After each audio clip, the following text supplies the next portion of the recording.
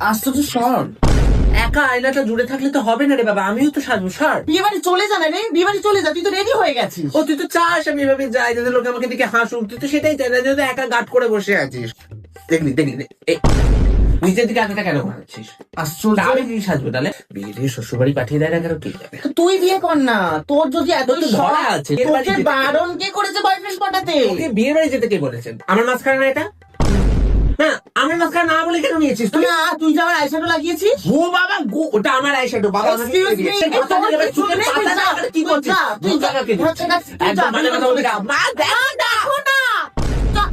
আমার আইশ্যাডো কেন নিয়েছিস তুই? তুই চোখ থেকে হ্যাঁ, আগে খোল। না, চোখ থেকে তোর খোল। কি? তুই খোল না রে।